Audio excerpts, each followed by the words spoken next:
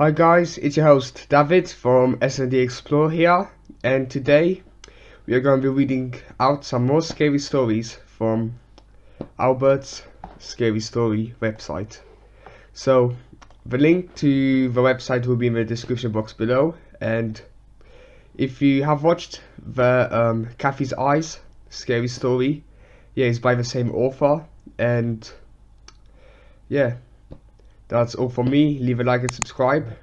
And a quick message from a sponsor. So we're sponsored by Amazon Music Unlimited. There's a link in the description box below. If you sign up now before the 30th of April, you will be able to get a 3-month free trial, and you have access to 50 million songs, which includes all the latest and greatest artists and albums, and thousands of playlists and stations. New music all the time, new releases. New releases as soon as they are released. I don't think that made any sense. And it's also ad free, so no waiting for ads to pass before listening. So it's uninterrupted, and there's high quality audio, as well as offline listening, where you can download and listen to your favorite music wherever you are. And it also works with Alexa, so be sure to click the link in the description box below and start your 3-month trial, which you can cancel at any time. So let's get on to. So the first story is called Capital Punishment. Day 1. I would have hanged myself, but I was late for work. Every day I did the same things over and over again. I tied a noose after a while, and I always had everything prepared, just in case I finally found the courage to free myself. I did my normal morning routine. I felt just like I did the night before. Tired, hopeless, unfulfilled, and frankly, just bored by having a pulse. I did my usual monotonous routine. I started with a shower. The water felt fine, and the shower gel made my body greasy. I showered in silence. I looked down at the drain and saw the water flowing infinitely downwards. It reminded me of how I felt and of how I lived. After the shower, I made myself some eggs and coffee. The eggs bubbled and hardened in the pan. They looked exactly like they always did. When they got crispy on the bottom like I liked them, I tipped them onto a plate. As for coffee, I just used instant coffee. It wasn't supposed to be enjoyed. It was meant to keep me from sleeping at work. The breakfast was simple enough. The eggs went down easily, the coffee was bitter and made me grit my teeth. It was like drinking tar, with a side of meaninglessness. After eating, I dressed myself. My blazer was beige, and my tie was a bland brown. My shirt was relatively clean, but the whole costume gave out an instinctive air of grubbiness. It looked fine, but it disgusted the viewer in some unknown way. It made me look like a spied dog. It made me look like the most shy man on earth, and in a sense I was. The final piece to the puzzle that was my morning routine was walking out of the door, with all my work materials in hand. This was for some reason the hardest part of all. The walk to work was boring. I lived in the crappy part of town, and I always saw someone doing something illegal.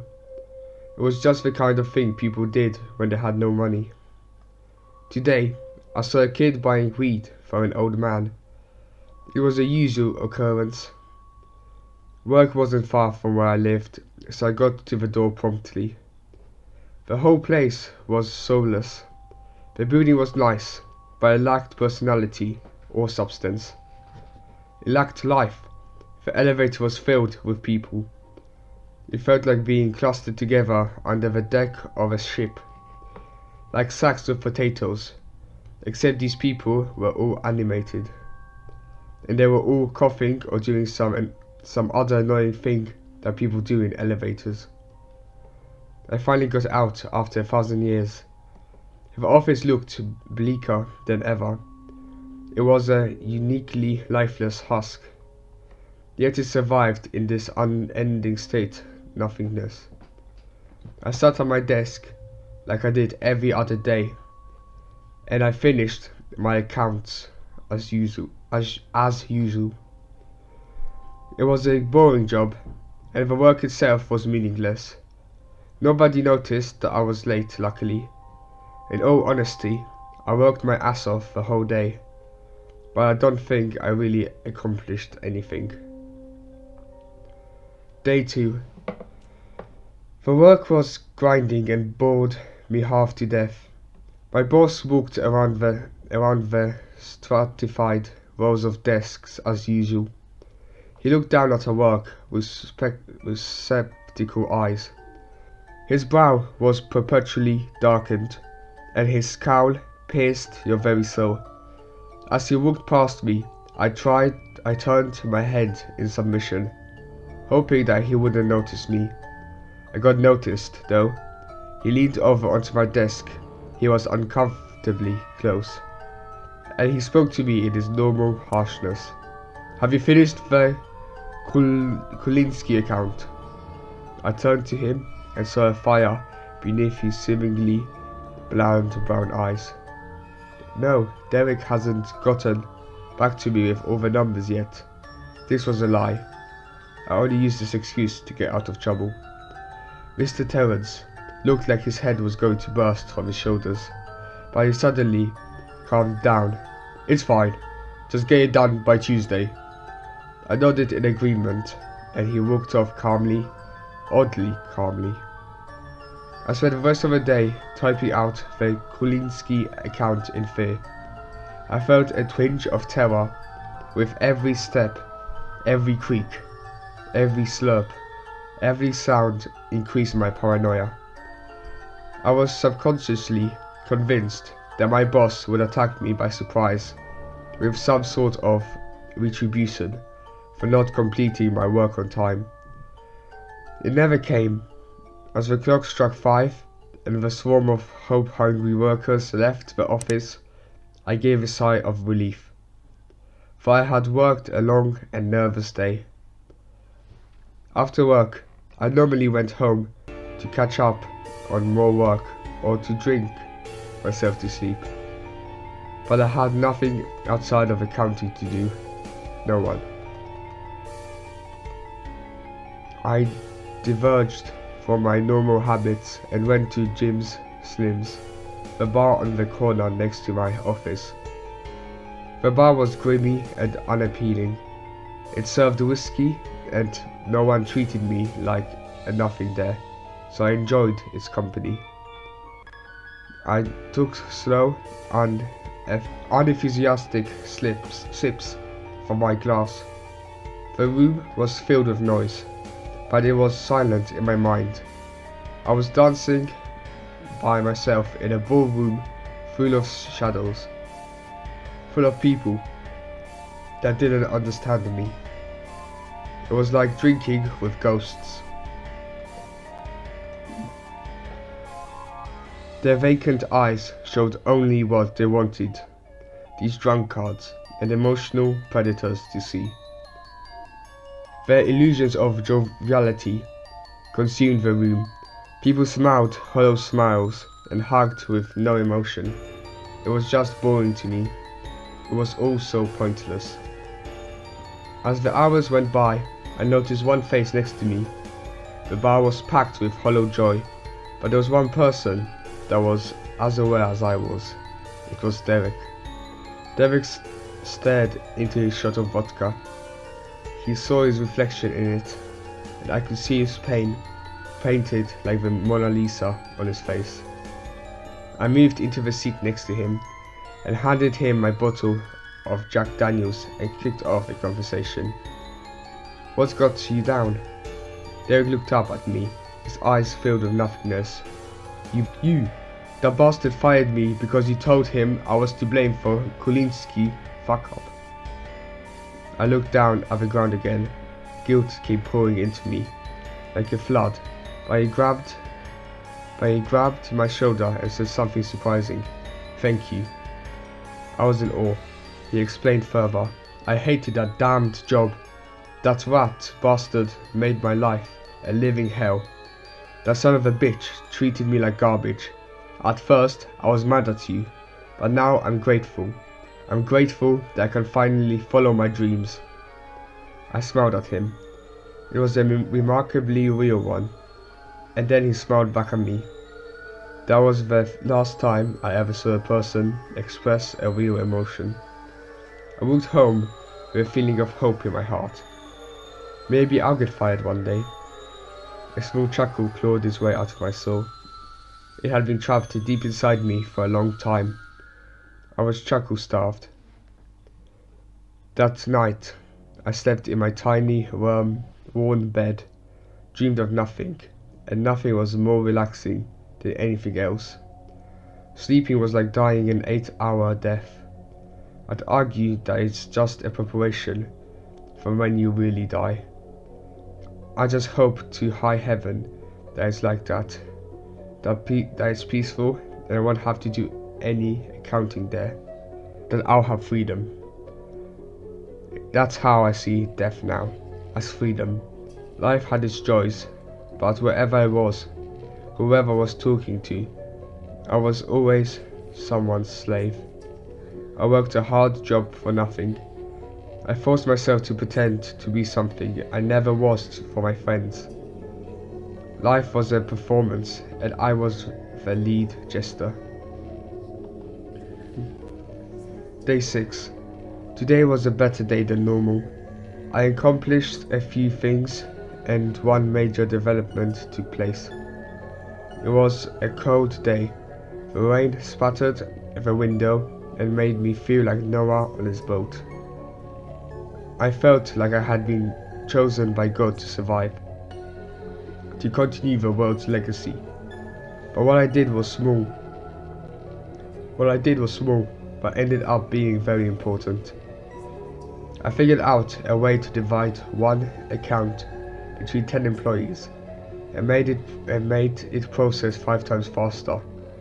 I figured this out and kept it to myself for a while, but I realized how good the idea was. I was determined to tell my boss. Mr. Terence was a mean man at heart.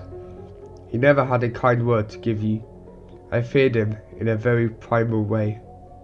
He made me question my masculinity in ways that no one else ever could have. I went up to the door of his office. It had a large black door in front of me. It stared at me with inescapable eyes of intimidation. I knocked timidly. I waited for about 2 minutes and I was about to knock again, but the door flew open and he came out looking furious. "Who the hell just bothered me?" I answered. "It was me, sir." His eyes burned with rage and he yelled at me, "Unless you got a good reason, you can kiss your job goodbye." I replied, "I know how we can increase the speed of one account by 5 times.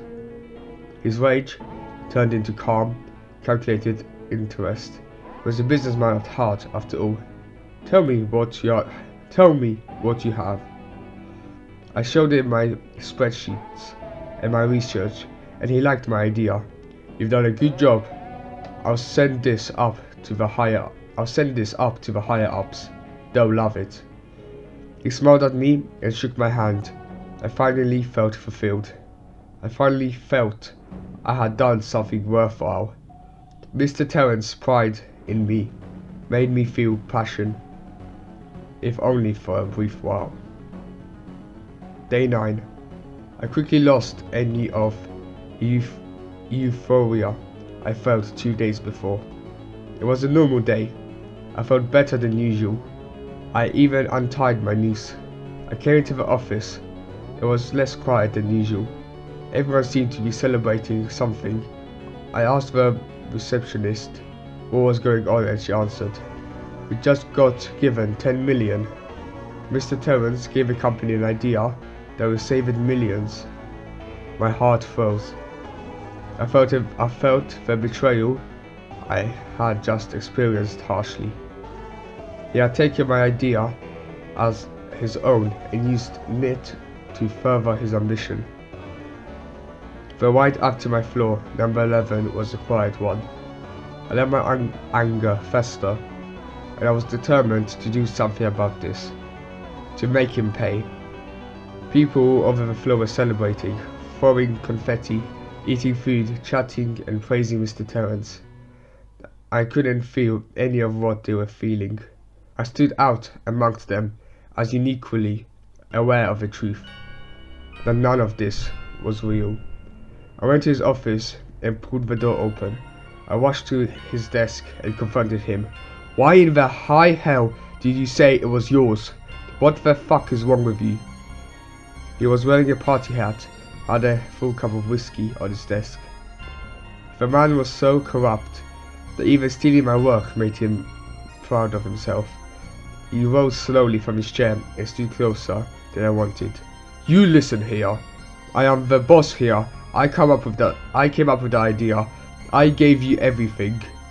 He then whispered the rest into my ear in a serpentine hiss of a voice. "If you tell anyone about this, I'll just fire you. You're a worm. I'm a leader. I'm a god of business. You are nothing. Now get out of my office." I stood there in silence. My bravado had died down, and I now just stood in fear. Eventually, I stopped making eye contact and left the office in submission. There was nothing to do but cry. I went home in silence. I left the building that day having learned something new. That nothing matters. That my work doesn't matter. That I don't matter. When I arrived home, I cried myself to sleep. I felt like nothing I did had an impact. My boss had crushed my spirit for the last time. I finally had the courage to end it all. The noose was knotted quickly. I'd practiced it many times. I got a stool and tied it to the ceiling. It was time. The stool made one loud crashing sound as I fell, but it didn't kill me. The rope wouldn't hold. It was a shame, really. Mostly because I would have to buy another rope from my crappy accountant's salary. Day 12, the last day. After I tried to end it, I had a few days off. My neck was bruised. My house was a mess. It gave me time to think about my situation. The conclusion I came up to is that killing myself would make no difference. All the other employees would still have to suffer like I did. It wouldn't make the difference to anything or anyone. I chose instead to get my boss back. My last act on this shithole of a planet would be to do some good for all the others. I'd go out in the blaze of glory. I would prove to all of them that they ignored and underestimated me. I was going to make them pay for it. I got into my suit. I did everything like I usually did.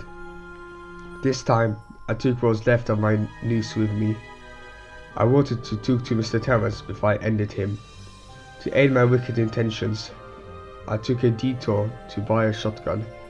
It was easier to get than I expected. The shotgun felt like ice in my hand. It was like holding a holy spear. I had been chosen by God to bring justice to this world. I stuffed it into my blazer. Someone would notice it if they inspected me closely, but no one ever noticed people like me. No one cares about worker bees like me until we sting. I buzzed my way through the place easily. I got into the elevator and went up to floor 11. The normal groan of the elevator marked my entrance, or rather my exit. It felt like death was fluttering over me. I knew that I had to. I knew what I had to do. First, I pulled out my gun and shot the ceiling once. The room fell briefly silent. Then screams started. I walked past the ranks of my fellow slaves. I saw fear in their eyes. Freedom was such a distant memory to them that they failed to see their liberation carved out in front of them. The black door that had intimidated me so many times stood in front of me. But this time, I felt its eyes grow wide in terror. I showed my boss what I was here for by shooting his door down. He came out in a fury, and he soon felt my barrel poking his chest. This enraged gorilla of a man stood in silence. I wouldn't say he was scared. He was too full of himself for that. But I would say I saw something of defeat in his eyes. Some recognition of my victory over him and his tyranny. I yelled at him as papers flew up into the air. As people crumbled and yelled and cried and ran without thinking. "Sit down!" He complied and sat in his leather swivel chair. I tied him up there and dragged him out of his office. He seemed infuriated when I pulled him out of his office. He was my toddler. I was able to take him where I wanted. I had to sit there without any control. I enjoyed every minute of him. I spoke to him after the last of the blue-collar accountants left the floor in a panic. "Do you know why I did this?" He answered, "Because you're batshit crazy." I laughed and nodded. "Yeah, but how do you think I got crazy, huh? I lost my mind being your servant.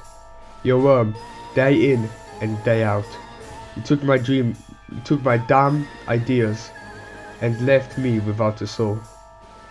You know, it takes being a real piece of work to demoralize a guy so much that he gives up his life and his freedom just to do this." I then punched him hard in the face to illustrate my rage. "You did this to me. You made me this husk. You're an asshole." I then went off to his office, put a bottle of whiskey. It was 10-year-old Scottish stuff too.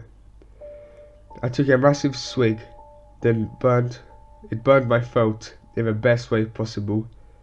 I poured what was left onto the floor in front of Mr. Terence. His face went so red, he looked like a ripe tomato. He scolded me, like he usually did. "What are you doing? That's Gleneagles Blue." I simply laughed at him. I was more or less drunk by this point. It came as a surprise that police hadn't said anything to me yet. It had been half an hour. I ended up getting bored and just shut desks while Mr. Terence watched. In the end, I just decided to kill him. He got boring. It seemed like he wasn't going to break down and cry like I wanted him to. I told him as much. "This is the end of a road for you. I'm going to end it now." His eyes grew wide, and I saw fear in him for the first time. It was nice to see. I never wanted to see anything else again, so I decided to go down with him. I shut the window and cleared away the glass. He was whiffing and trying to get out of his chair. I simply hooked onto the back of a chair and propelled us both forward out of the window. As I moved forward, I saw police cars outside. I suppose they had noticed my little intrusion after all. It didn't matter either way. I was falling for a building by this point. My boss had pissed himself by now, and it got on me. Either way, this was it. This was my grand finale. I had finally taken the bastard out of this world, and that was all I cared about. As I fell, I realized that I had forgotten to finish the Kulinski account. I have forgotten to record the capital exchange rate on the credit spreadsheet. I suppose I would have gotten a capital punishment for that.